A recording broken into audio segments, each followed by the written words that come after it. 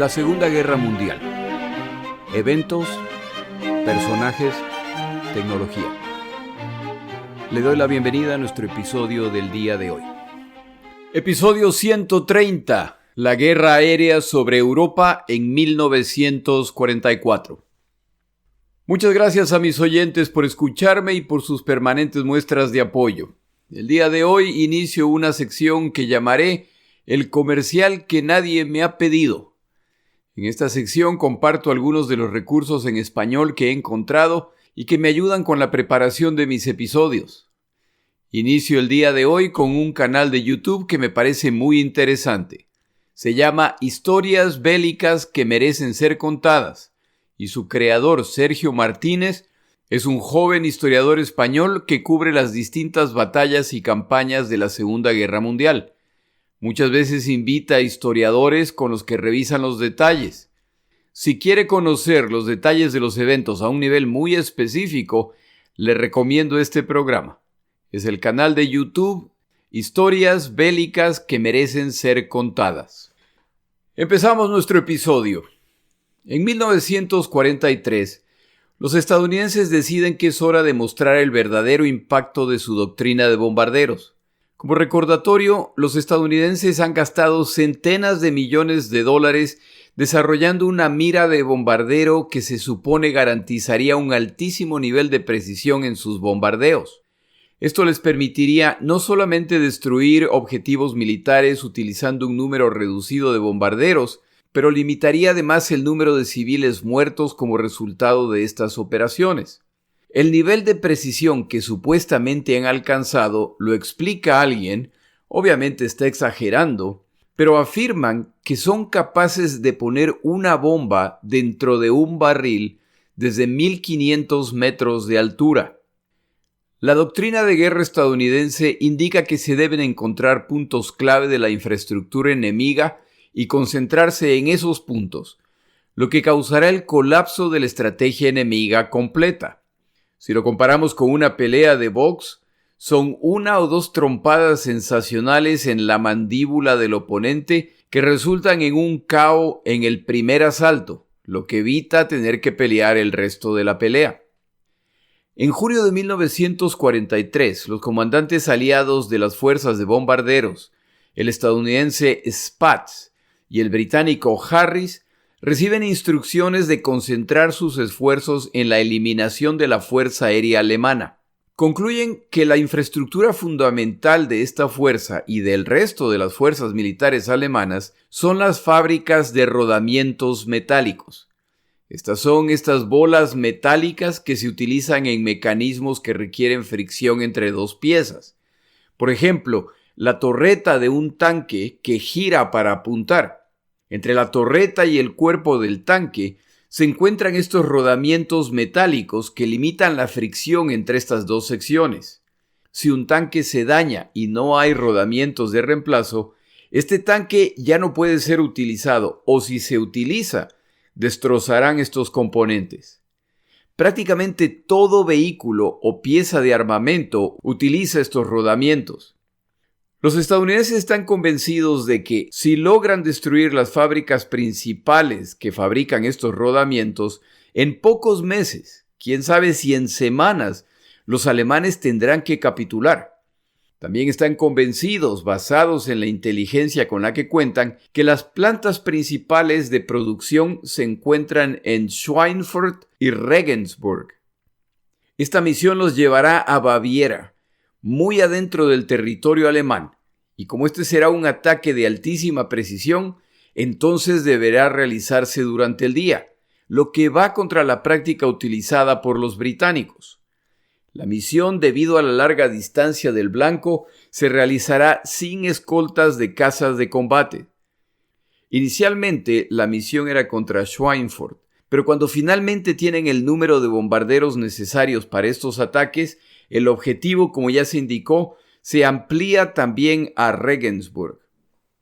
El plan es enviar 2 fuerzas de bombarderos a estos 2 puntos distintos para un ataque simultáneo, lo que quiere decir que este ataque sorpresa dividirá la fuerza antiaérea y de cazas que los enfrentarán. 230 bombarderos despegarán desde Inglaterra. Atacarán a las 3 plantas de rodamientos metálicos en Schweinfurt y regresarán a Inglaterra. Un segundo grupo de 146 bombarderos despegarán también de Inglaterra y atacarán Regensburg, y concluida su misión volarán al norte de África. Esto debería causar confusión en las defensas alemanas que esperan que vuelen de regreso a Inglaterra. Quienes regresen lo harán con muy poco combustible. Cazas aliados escoltarán a los bombarderos hasta la frontera alemana, donde se retirarán, ya que estos aviones carecen del rango para acompañarlos en su misión completa. Cuando los bombarderos terminen su misión, cazas aliados los esperarán en ese mismo punto para acompañarlos a sus bases. Esta misión incluye una tercera fuerza de bombarderos más pequeña que bombardeará el sur de Francia ocupada para separar aún más a las fuerzas alemanas. Como puede ver, el elemento primordial en esta operación es la sincronización. Hay quienes se oponen al plan. Suena demasiado sencillo y demasiadas cosas tienen que ir bien para que esta misión sea un éxito. Esta misión debe iniciarse a las 5:45 de la mañana del 17 de agosto de 1943. Esa mañana las pistas en Inglaterra están cubiertas por nubes, por lo que no es seguro despegar. Recuerde que esto es a mediados del siglo pasado y los controles utilizados el día de hoy existían de forma rudimentaria. Recuerde además que estos aviones no deben simplemente despegar. Una vez que lo hacen, deben empezar a formarse junto a otros antes de proceder con la misión. Intentar hacer esto con el cielo nublado fácilmente puede resultar en un desastre. Se toma la decisión de retrasar el despegue por 1 hora. Esto no es un problema para quienes atacarán y regresarán a Inglaterra, pero quienes volarán al norte de África al terminar la misión necesitarán tanto tiempo y luz de día como puedan, ya que llegarán cortos de combustible. Tras la vacilación respecto a proceder o no con la misión, al final se autoriza a quienes van a aterrizar en el norte de África a que se pongan en camino. Cuando finalmente despega el segundo grupo de bombarderos, el cual va a regresar a Inglaterra, la nubosidad se ha incrementado y estos aviadores pasan mucho tiempo organizándose en grupos de combate. A pesar de que ya es obvio que la sincronización indispensable entre estos dos grupos ya no es posible, nadie cancela la misión. Los dos grupos de bombarderos finalmente se ponen en camino. Para este momento de la guerra, los alemanes ya saben cómo funciona este asunto. Los bombarderos aliados vienen acompañados por cazas aliados P-47 Thunderbolt, verdaderos tanques de guerra, y son acompañados además por los P-38 Lightning, cazas bimotores muy capaces para el combate. Pero ninguno de estos aviones tiene el rango para acompañar a los bombarderos hasta el final de su misión, por lo que cuando ya se acercan a su rango máximo, los pilotos de los cazas aliados podían ver a los cazas alemanes a la distancia, volando en círculos, esperando a que los cazas aliados se retiren para entonces lanzarse sobre los bombarderos. Muy a su pesar, los pilotos de los cazas aliados dan media vuelta y se retiran. No hay nada que puedan hacer. Cuando ya se retiran los cazas aliados, empiezan los ataques contra los bombarderos. Al inicio de la guerra, los estadounidenses estaban convencidos de que las ametralladoras combinadas, en este caso de centenas de bombarderos, a 10 ametralladoras pesadas por bombardero, produciría una pared de fuego que detendría a cualquier caza enemigo. Desafortunadamente, la experiencia muestra que ese no es el caso. Ya sobre territorio alemán, el primer bombardero B-17 es derribado. Un segundo bombardero es derribado. Los tripulantes de los otros bombarderos miran, esperando que se empiecen a abrir los paracaídas de los que escapan, pero no se abre un solo paracaídas. 20 de sus compañeros acaban de morir. Otro B-17 se desintegra al ser atacado por 4 cazas alemanes. El número de bombarderos derribados sigue incrementándose. así como el número de bombarderos con 1 o 2 motores destrozados, por lo que ya no pueden mantener la velocidad del resto y deben retirarse, lo que los vuelve fáciles presas de los cazas alemanes. A medida que los cazas alemanes se acercan a quedarse sin munición o están bajos de combustible, lo comunican al comando central, que ordena despegar a la siguiente oleada de cazas en ataques en posta en que los aviadores aliados deben combatir desde su ingreso hasta su salida del territorio alemán. El autor consultado esta semana, a propósito, es un magnífico libro sin el drama de muchos otros, pero que incluye cartas y reportes de pilotos que participaron en estas misiones. Este autor describe los ataques alemanes de la siguiente forma. Imagine a un grupo de niños jugando en una resbaladera en el parque. Estos niños se alinean detrás de la resbaladera esperando su turno. Al llegar, se lanzaban en la resbaladera, el ataque a los bombarderos, y una vez concluido, regresaban a la fila detrás de la resbaladera para esperar su turno nuevamente. Estos ataques contra los bombarderos se realizaban a altísima velocidad y duraban segundos. Y por supuesto, no es el ataque de un caza. Son múltiples ataques desde distintas direcciones a múltiples bombarderos a la vez. Si alguna vez puede escuchar los audios de estos combates, notará lo desconcertante y desesperado de la situación. ¿Qué está pasando en Inglaterra? Para el momento de estos eventos, pasadas las 11 de la mañana, en que el primer grupo ya está siendo atacado, el segundo grupo de ataque finalmente ha despegado y organizado sus formaciones. Se ponen en camino pasada la 1 de la tarde y, por supuesto, los radares alemanes en la costa europea los descubren inmediatamente. Las fuerzas de cazas alemanas en Europa, que están en alerta máxima debido al ataque inicial, el que esperan regresará por la misma ruta, ahora se organizan para recibir al segundo grupo de bombarderos que se acerca. Este segundo grupo de bombarderos enfrenta a grupos de cazas de combate listos para recibirlos. No existe ningún tipo de sorpresa. Uno de los pilotos que participó en la misión recordaba: una vez que nuestros cazas se retiraron, aparecieron los Bf-109 y los Fw-190. Aparecieron incluso los menos ágiles Bf-110 y Ju-88. Estaba claro que los alemanes estaban lanzando todo contra nosotros. De repente empezamos a recibir impactos de ametralladoras de 30 milímetros. Un obús de cañón de 20 milímetros no impactó nuestro tanque de combustible por centímetros. Si lo hubiera hecho, hubiera sido nuestro fin. Los bombarderos en los extremos derecho e izquierdo recibían la mayor parte de la atención, y los bombarderos empezaban a ser derribados. Los que sufrían averías y se separaban de la formación inmediatamente eran perseguidos por cazas alemanes para rematarlos. El cielo se empieza a llenar de paracaídas de quienes han logrado escapar, y todavía nos falta 1 hora para llegar a nuestro objetivo. Este piloto continúa su relato. Finalmente bombardeamos las plantas de rodamientos metálicos pasadas las 3 de la tarde. Basados en el humo y el fuego, estábamos bajo la impresión de que habíamos devastado esas instalaciones. De regreso a Inglaterra, mi bombardero no sufrió un solo impacto. Pero durante el trayecto de regreso observamos cómo los bombarderos seguían siendo derribados. Era casi instintivo que cuando un bombardero era impactado o empezaba a caer, todos nuestros ojos se enfocaban en el avión. Esperábamos ver paracaídas que se empezaban a abrir. Los contábamos. Ansiábamos llegar a contar 10. Nos llenaba de lágrimas los ojos cuando los segundos pasaban y ningún paracaídas se abría, o cuando el B-17 simplemente explotaba, matando a todos sus ocupantes.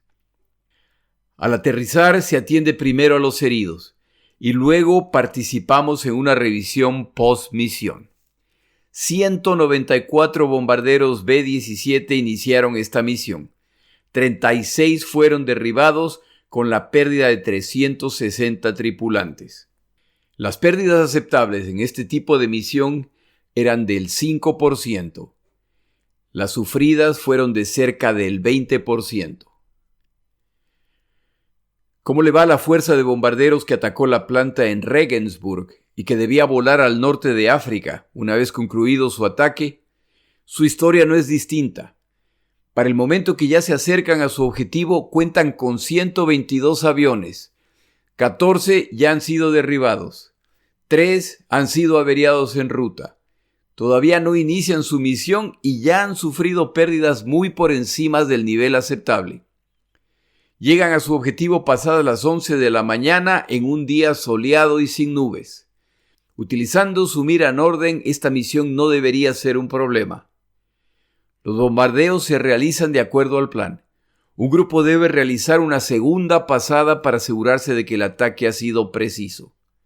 El ataque se cierra con bombas incendiarias. Todo concluye pasado el mediodía, cuando el segundo grupo de bombarderos recién va en camino. Ahora tienen que dirigirse al norte de África. Deben recorrer 1.600 kilómetros. No sufren ataques de cazas, pero el daño sufrido durante el ataque resulta en que 2 bombarderos más se desploman sobre Italia y sus tripulaciones son capturadas. 2 bombarderos adicionales caen en el Mediterráneo y también son capturados. Esta etapa final del plan es la única que funcionó. Un tercer grupo de bombarderos ataca el sur de Francia, específicamente Marsella, lo que aparentemente distrajo a los cazas alemanes. Antes de llegar al norte de África, 4 bombarderos más caerán, 2 como resultado de agotar su combustible, 2 como resultado de las averías. Alrededor de las 5 de la tarde, esta fuerza de bombarderos aterriza. Han perdido 24 bombarderos, aproximadamente el 20% de esta fuerza, una vez más muy por encima del 5% aceptable. ¿Cuál fue el impacto de estas misiones sobre las plantas alemanas? El grupo que atacó Schweinfurt, al llegar, se encuentra con intenso fuego antiaéreo y sus bombas caen en un área de 6 por 3 kilómetros de la planta. El grupo que ataca la planta de Regensburg suelta sus bombas prematuramente y despedaza una población a 1,5 kilómetros de la fábrica. El tercer grupo de ataque, al llegar al punto de su ataque, descubren que los defensores cuentan con cortinas de humo, por lo que no pueden ver su blanco. Los aviadores concluyen que esta planta ya ha sido atacada, por lo que deciden atacar la zona poblada alrededor de la planta. Cuando se analizan las fotografías de esta misión, se determina que 9 de los 12 grupos de ataque soltaron sus bombas en zonas alejadas de las plantas. Los 3 que han soltado sus bombas sobre las plantas no causaron daño de consideración.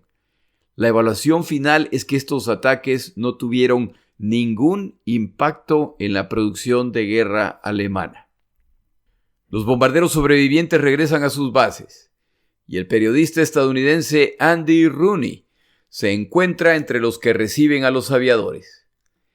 Él relata que a medida que regresaban los aviadores, inicialmente veían pequeños puntos a la distancia, los cuales continuaban creciendo a medida que se acercaban. Pasaban largos minutos en que todos tienen la esperanza de que sigan apareciendo más puntos a la distancia. Pero quienes los vieron partir se sorprenden al ver qué tan pocos regresan. Se espera por horas con la esperanza de que algún rezagado esté por llegar. Las tripulaciones que aterrizan primero buscan ayuda para sus heridos, pero luego regresan a la pista a esperar al resto de sus compañeros. En estos aterrizajes se produce una escena desgarradora. Un B-17 que regresa viene en muy mal estado. Desde lejos se puede ver su lamentable condición. Han perdido 2 motores. Como el resto de los bombarderos, están casi sin combustible y reportan que parte de sus sistemas eléctrico e hidráulico no funcionan, por lo que su tren de aterrizaje no desciende.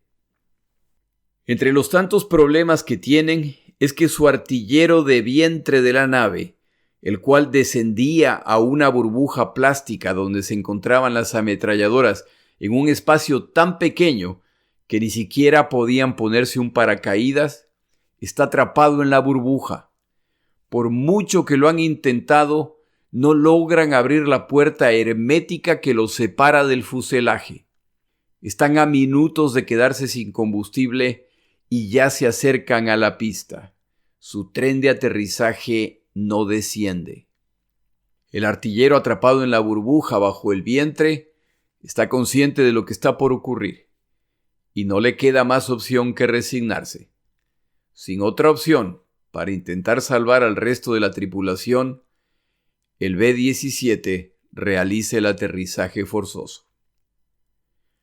La Fuerza de Bombarderos estadounidense pierde en esta misión combinada más aviones de los que había perdido en todas las misiones entre agosto de 1942 y marzo de 1943. Los aviadores estadounidenses reportan haber derribado 228 cazas de combate alemanes durante estas misiones. En realidad han derribado 27. La máquina de propaganda estadounidense se moviliza para reportar el impresionante logro que acaban de alcanzar. Estas fábricas alemanas ya no existen, y esto impactará a la máquina de guerra alemana. No solo han destruido estas fábricas, pero han derribado más de 300 cazas alemanes. Luego de la guerra se determina que derribaron menos del 10% de este número y que la fuerza total de cazas alemanes que los enfrentó ese día contaba con menos de 300 aviones. Por supuesto, las terribles pérdidas que han sufrido las fuerzas de bombarderos estadounidenses no es reportada. Los británicos estimaban que si su nivel de pérdidas por misión de bombardeo superaba el 4%, solo 13 de cada 100 aviadores y tripulantes británicos sobrevivirían las 30 misiones demandadas. Los estadounidenses cuentan con mayores números de personal y aviones, por lo que pueden aceptar pérdidas mayores, pero en ningún caso los niveles de las misiones descritas el día de hoy. Estas misiones causan que las fuerzas aéreas británica y estadounidense realicen un profundo análisis operacional. Deben identificar los factores críticos que los están afectando, sabiendo que, a este ritmo, no solo que los alemanes no serán derrotados a través de bombardeos, sino que el final de esta historia será que sus fuerzas de bombarderos resultarán completamente destruidas en el proceso. Y si eso ocurre, los alemanes tendrán toda la libertad para continuar su ataque total contra la Unión Soviética. Sorprendentemente, en 1943 se realizarán misiones adicionales similares a las descritas el día de hoy, y los resultados son tan desalentadores como los de estas misiones. Su plan entero para enfrentar esta guerra hasta que puedan desembarcar en Europa está colapsando, y son los pilotos de caza alemanes quienes les están causando las graves pérdidas que sufren. Tomamos una pausa en nuestro episodio.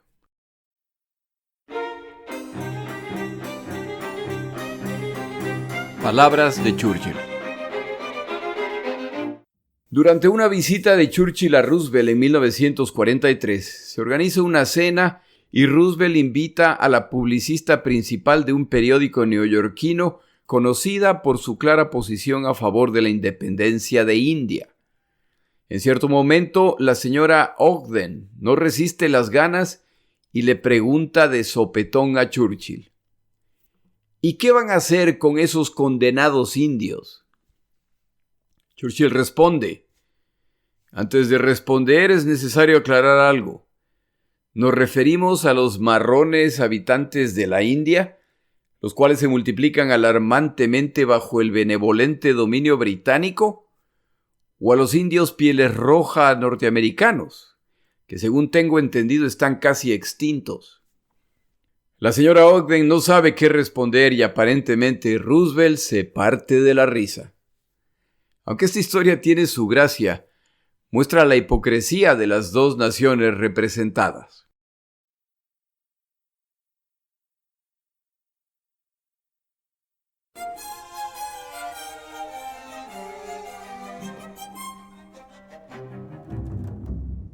En 1940, los británicos pelean solos contra los alemanes y las cosas no van bien. Los británicos pelean con la espalda contra la pared al iniciarse la batalla de Gran Bretaña y tienen necesidad de aviones adicionales para poder continuar la pelea. La Oficina de Negocios Británica en los Estados Unidos de América habla con la empresa Curtiss, que fabrica el Tomahawk, el buen avión estadounidense de excelente desempeño a baja altura, pero limitado al superar un cierto nivel. La empresa Curtiss les comunica que es incapaz de producir el número de aviones solicitado por los británicos. Los británicos entran en contacto con una empresa llamada North American Aircraft Company para solicitar que sean ellos quienes fabriquen los Tomahawks que necesitan bajo licencia de Curtiss. Esta compañía tiene una sugerencia distinta.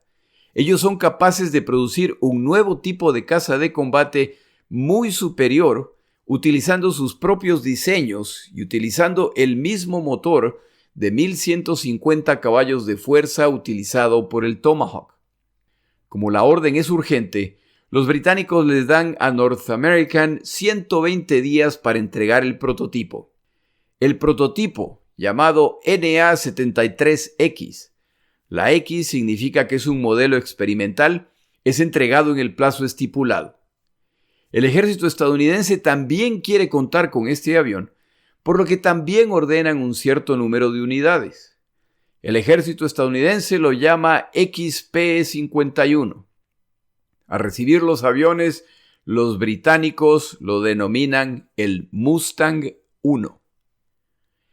El resultado final es un avión muy decente que cuenta con el motor Allison de muy buen desempeño a baja altura, pero limitado a medida que asciende. Los cazas alemanes se destacan a gran altura, y como los alemanes son los atacantes, quienes intenten interceptarlos tendrán que combatir a su altura. El Spitfire y el Huracán, por lo tanto, continúan siendo los cazas principales británicos. Al nuevo avión se le asignan tareas de ataque a tierra y reconocimiento. Como todo avión estadounidense, el Mustang cuenta con excelente blindaje, con tanques autosellantes y su armamento consiste de 4 ametralladoras, 2 de media pulgada y 2 de 1/3 de pulgada. El Mustang, como todos los aviones, pasará por diferentes versiones en que se solucionan problemas del modelo previo. Los británicos, recuerde que este avión fue creado para ellos, le ven mucho potencial y empiezan a considerar transformarlo en un avión de ataque a larga distancia. Por supuesto, deben evaluarlo y revisarlo con los estadounidenses. Se reúnen un grupo de ingenieros estadounidenses y uno de británicos y realizan cambios considerables al diseño de este avión. El más importante de todos es que planean utilizar el motor Rolls-Royce del Spitfire británico.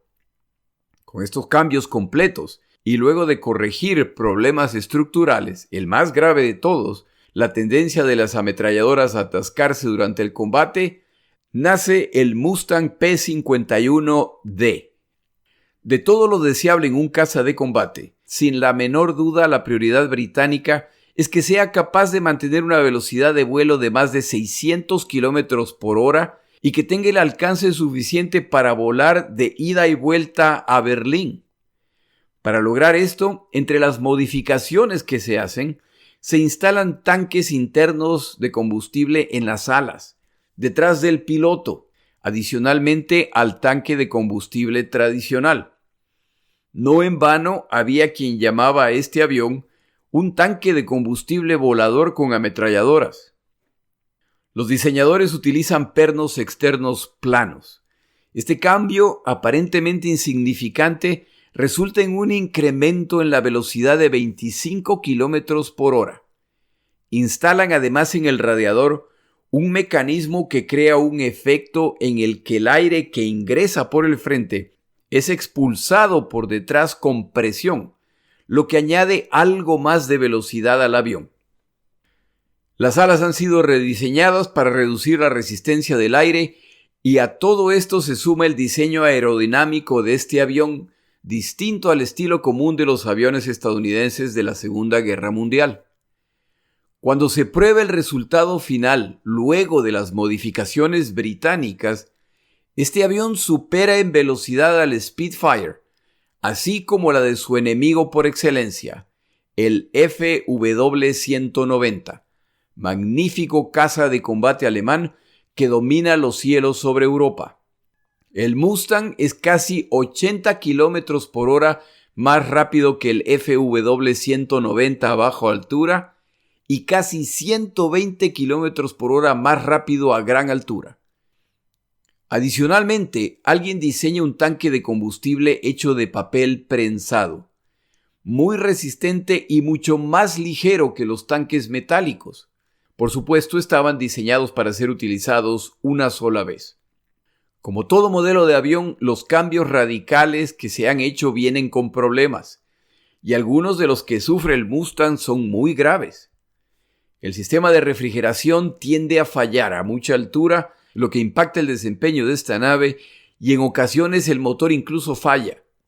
Se producen fugas de aceite con resultados similares. Uno de los problemas más graves es que este avión repleto de combustible en las alas y en el fuselaje, al despegar y durante las primeras horas de vuelo, eran muy difíciles de maniobrar debido al peso y el movimiento del combustible. Si se vieran en la necesidad de combatir en estas circunstancias, serían presas fáciles de los cazas alemanes. Todavía más grave es que las ametralladoras se atascaban. La razón es que el ala es tan delgada que las ametralladoras no pueden ser instaladas en posición vertical, por lo que se las instala inclinadas. Esta buena idea resulta en un problema gravísimo al atascarse durante maniobras de alta presión gravitacional. Pero las ventajas de este avión son tantas que los diseñadores siguen perseverando en los cambios. Para cuando se llega a la versión definitiva del Mustang, el P-51D, el resultado es un avión muy elegante, con una cabina futurística hecha de plástico a prueba de balas que provee visión periférica de 360 grados al piloto. Está armado con 6 ametralladoras de calibre 50 e incluso una rústica minicomputadora de tiro que ayuda al piloto a apuntar y que permite incluso calcular disparos con ángulo, alcanzando alta precisión. Con todo gusto le explicaría cómo funciona el mecanismo de esta mira, pero la realidad es que tras leer la explicación no la entiendo. Pero los aviadores que lo utilizaron dan fe de su eficiencia en el combate. En 1943, los aliados liberan a esta verdadera bestia sobre el cielo europeo, capaz de llegar a Berlín o incluso más adentro del territorio alemán, capaz de combatir mientras se necesite y regresar a Inglaterra acompañando a los bombarderos. El rango alcanzado por el Mustang es incomparable con cualquier otro caza de la Segunda Guerra Mundial. Es importante que note que este fue un proceso complicado. La primera orden de este caza la presentan los británicos en 1940. La versión definitiva del Mustang entra en operación en la segunda mitad de 1943. ¿Qué causó que los aliados combatan 2/3 partes de esta guerra sin su mejor caza? Una combinación de factores: mala suerte, falta de previsión, celo entre compañías y naciones, pero al final, el Mustang es un ejemplo más de la cooperación tecnológica entre británicos y estadounidenses que tuvo un gran impacto en esta guerra. La llegada del Mustang es una terrible noticia para los alemanes, ya que no solo que ahora los bombardeos aliados serán mucho más precisos al incrementar la protección de estos aviones, sino que ahora se ven obligados a incrementar el número de cazas que combaten a los bombarderos. La Fuerza Aérea Alemana, que se debilita en el frente este en que combaten con los soviéticos, ahora no solo que no pueden recibir refuerzos, sino que unidades del frente este deben ser retiradas para enfrentar a los Mustangs aliados. Esto aplica además a las piezas de artillería Flak 88, magníficas contratanques y como baterías antiaéreas.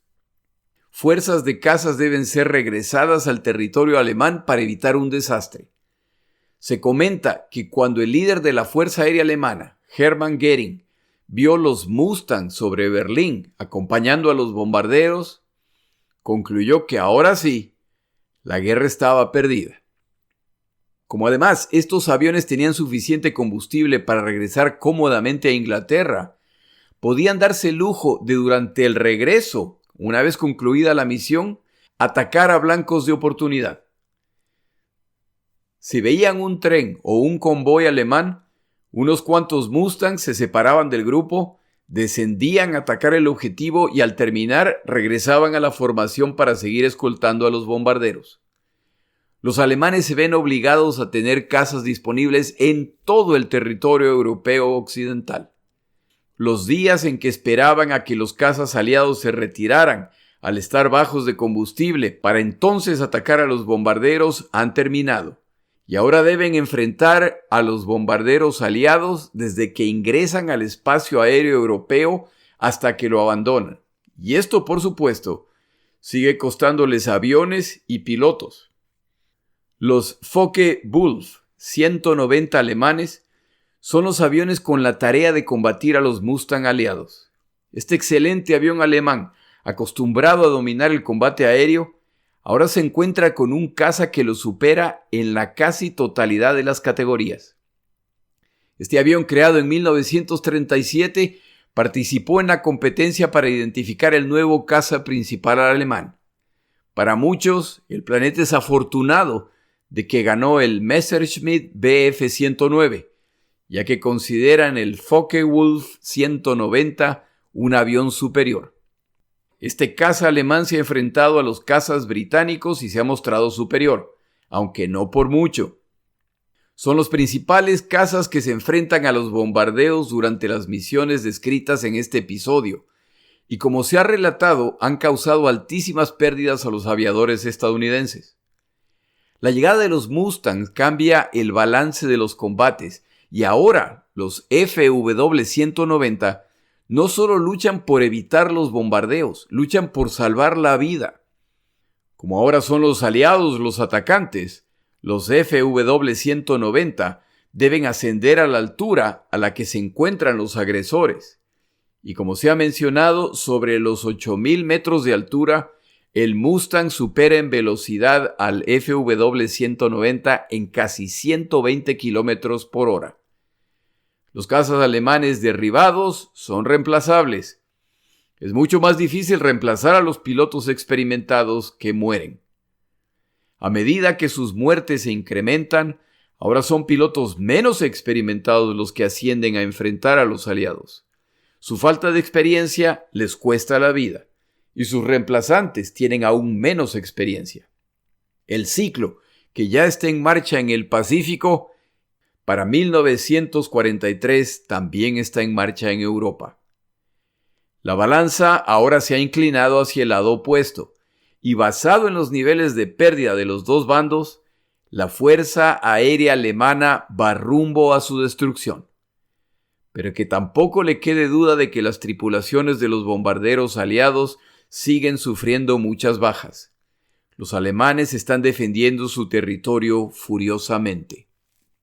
Pero ya estamos en 1944 y ya se acerca el día D. Y reaparece un nombre mencionado en episodios previos: Jimmy Doolittle. Si usted ha escuchado este podcast, entonces recuerda este nombre por la misión de bombardeo al territorio japonés al inicio de la guerra en el Pacífico. Doolittle se convierte en héroe nacional estadounidense inmediatamente y continúa ejerciendo su posición de asesor técnico y como comandante de operaciones de combate de la Fuerza Aérea Estadounidense.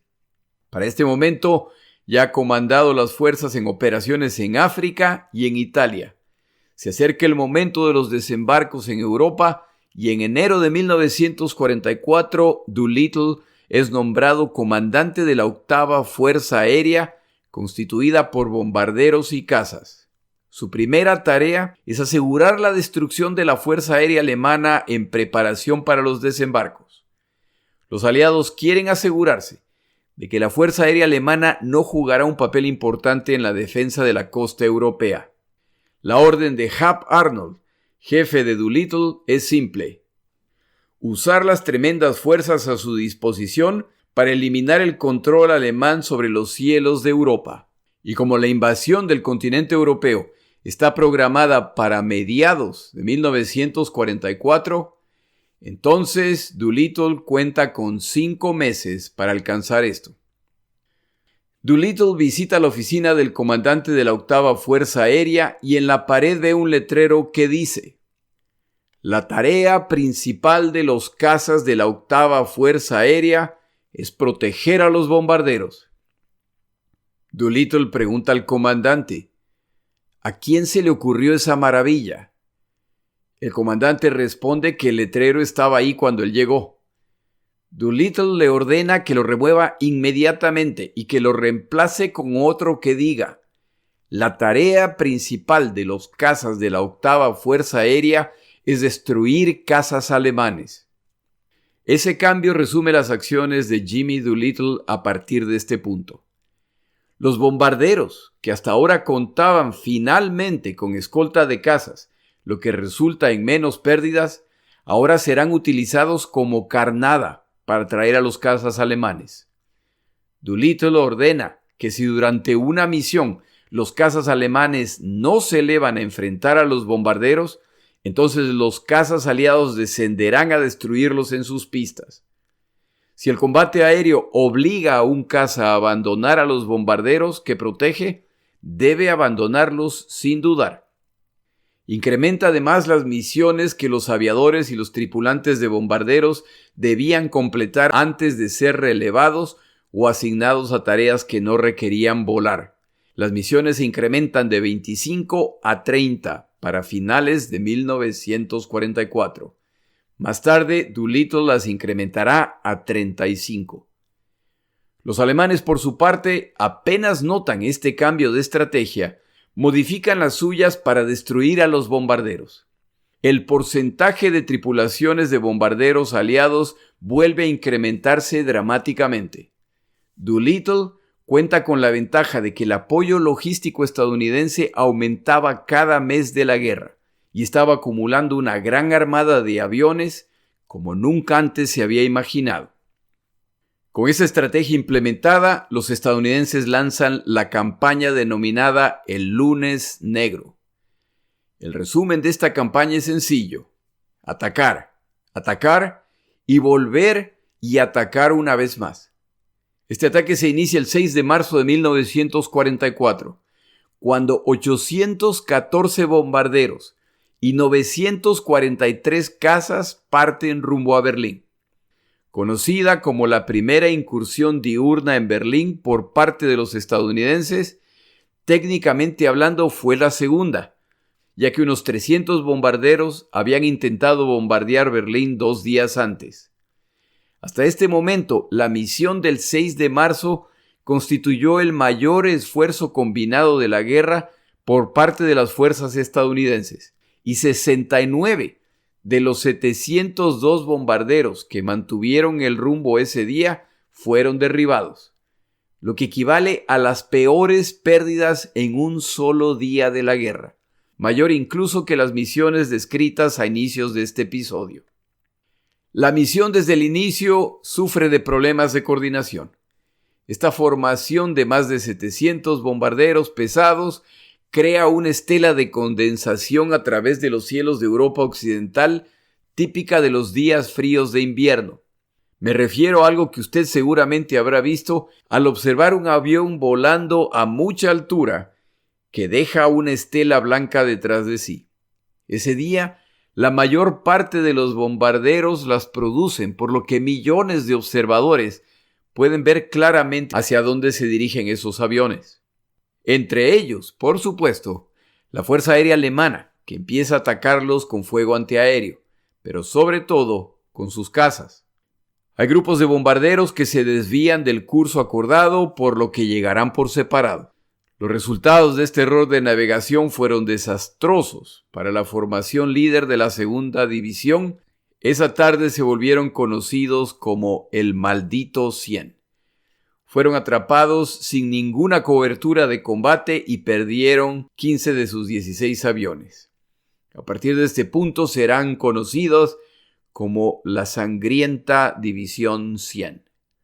Ningún grupo de la octava Fuerza Aérea estadounidense sufrió tanto durante la guerra como ese grupo.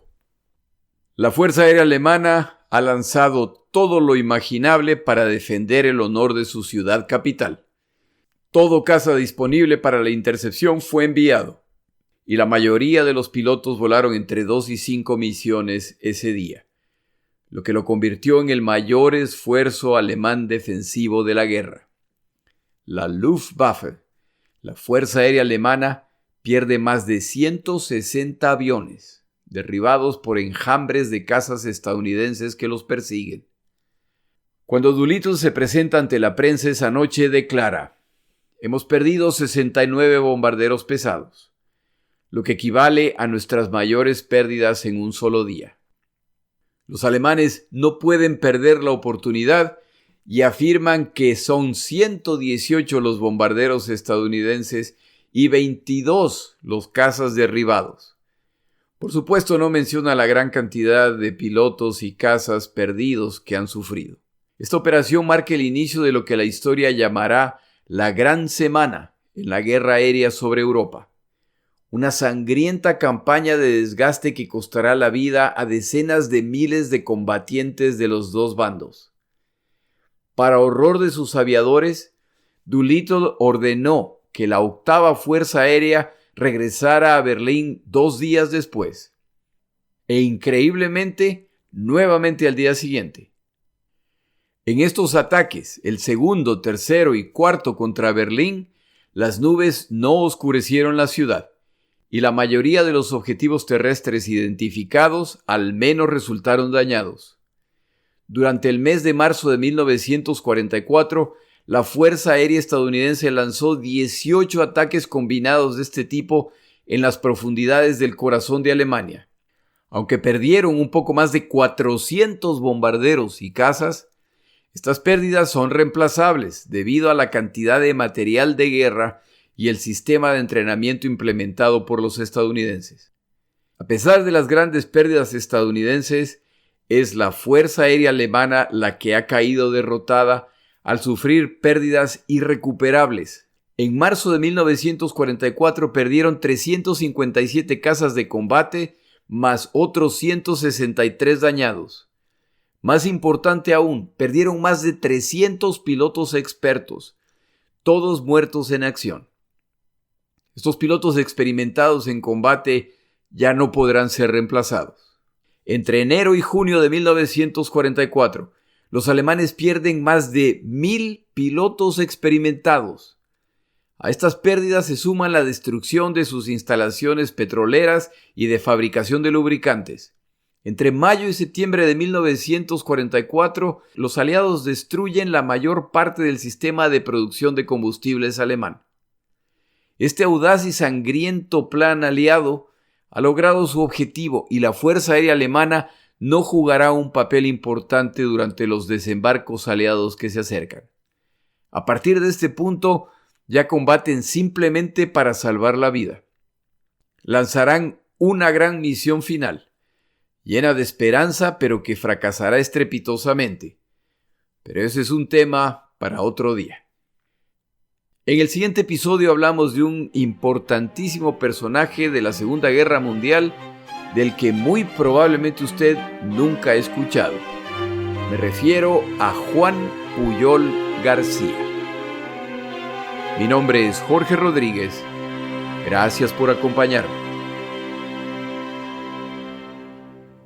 Para información adicional respecto a este episodio, las notas de este podcast, que incluyen la narración de este episodio, así como acceso a resúmenes, videos, documentales y materiales adicionales gratuitos disponibles en el Internet, por favor vaya a Amazon y busque el libro La Segunda Guerra Mundial, Eventos, Personajes, Tecnología. Al comprar estas notas, me ayuda y me apoya financieramente. Puede encontrar información adicional en mi página web, lasegundagm.com. Muchas gracias.